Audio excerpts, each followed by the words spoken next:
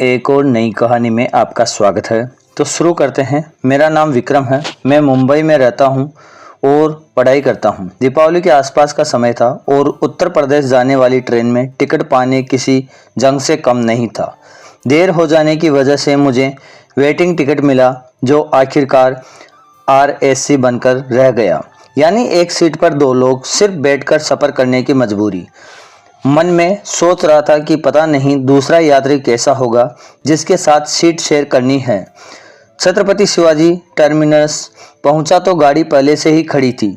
अपनी सीट ढूंढते ढूंढते पहुंचा तो देखा एक खूबसूरत महिला बैठी थी। उम्र करीब 30 साल, लहंगे में बेहद आकर्षक लग रही थी।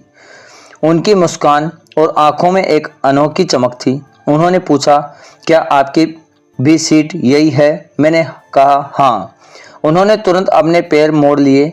मैंने सामान एडजस्ट किया और सीट पर बैठ गया। 5 मिनट बाद ट्रेन चल पड़ी। धीरे धीरे बातचीत शुरू हुई। उन्होंने बताया कि उनका नाम श्रुति है। वे मुंबई में रहने वाली है और उनके पति सिंगापुर में रहते हैं। दीपावली के लिए वे अपने ससुराल लखनऊ जा रही थी। उनकी शादी लव मैरिज थी और बातों से लग रहा था कि वे पढ़ी लिखी और आत्मविश्वास से भरी थी। उनकी मुस्कान और बात करने का अंदाज इतना प्यारा था कि मैं धीरे धीरे उनकी ओर खींचता चला गया। मैंने अपनी ज़िंदगी की कुछ बनावटी कहानियाँ सुनानी शुरू की और वो बड़े ध्यान से सुनकर हंस रही थी। रात के 11 बज गए। टीटी आया और बोला, आप दोनों की टिकट कंफर्म नहीं होगी। मैंने मन ही मन भगवान का शुक्रिया अदा किया, क्योंकि मैं तो यही चाहता था कि हमारी सीट RAC ही रहे। मैंने श्रुति से कहा, आप आराम से पैर फैलाकर सो जाएं। उन्होंने जवाब दिया, हाँ मैं थक गई हूँ, और लेट गई। हम दोनों ने अपने अपने कंबल ओढ़ लिए और पर्दा लगाकर लेट गए। गाड़ी तेज रफ्तार से चल रही थी और बाकी यात्री सो चुके थे। तभी उनका पैर कंबल से बाहर निकला। मैंने सोचा कुछ अच्छा बनने की कोशिश करूं। मैंने कहा, आप थकी हुई है, मैं आपके पैर दबा दूं। उन्होंने प्यारी सी मुस्कान के साथ कहा, तो रोक कौन रहा है? मैंने कंबल के नीचे उनके पैर दबाने शुरू किए। उनके लहंगे को घुटनों तक ऊपर कर दिया और पैर दबाना शुरू कर दिया। माहौल शांत था, सिर्फ ट्रेन की आवाज़ थी। फिर मैंने अपने पैर उनके पैरों के दोनों तरफ फैला दिए। अचानक मुझे अपनी गलती का एहसास हुआ और मैं शर्मा गया। वो उठकर बैठ गई, मुझे देखने लगी और फिर मेरी तरफ सरक कर लेट गई। बोली, बगल में सो जाओ। मैंने हिचकते हुए कहा, लोगों को शायद अच्छा नहीं लगेगा। वो हंसकर बोली, किसी को क्या पता हम कौन हैं। रात के 12 बज चुके थे। टीटी जा चुका था। सब कंबल तानकर सो रहे थे। नाइट लाइट की हल्की रोशनी में कुछ साफ दिखाई नहीं दे रहा था। हम दोनों पास पास लेटे थे, कंबल के नीचे। ट्रेन अपनी रफ्तार से चल रही थी। माहौल में एक अजीब सा रोमांच था और मेरे दिल की धड़कनें तेज हो रही थी। रात गहराती जा रही थी और ट्रेन की हल्की हल्की झटकों भरी आवाज़ माहौल को और रहस्यमयी बना रही थी। नाइट लाइट की मध्य रोशनी में श्रुति की आंखें चमक रही थी और उनकी सांसों की गर्माहट कंबल के नीचे मेरे करीब महसूस हो रही थी।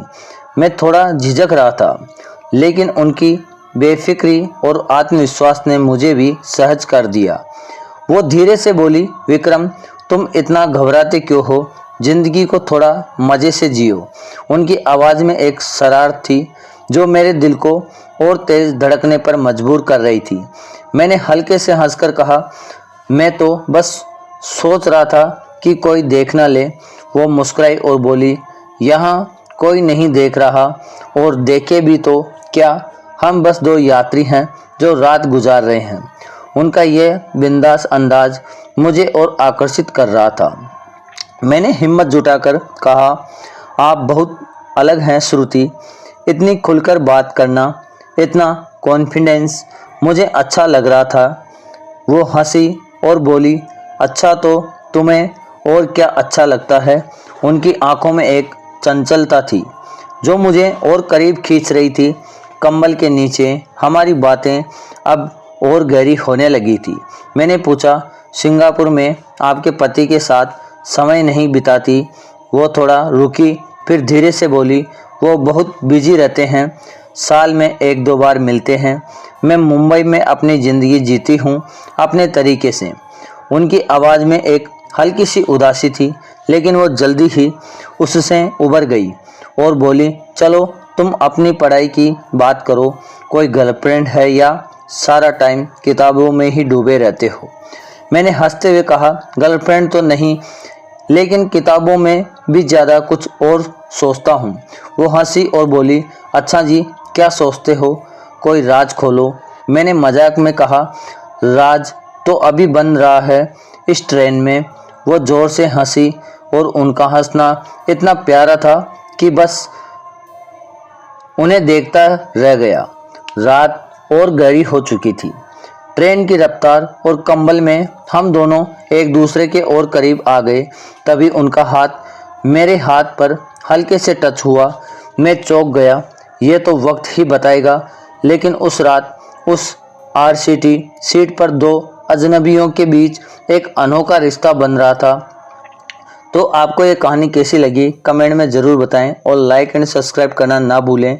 तो इसका अगला पार्ट मैं तभी लाऊंगा जब आप लाइक एंड सब्सक्राइब करेंगे। धन्यवाद।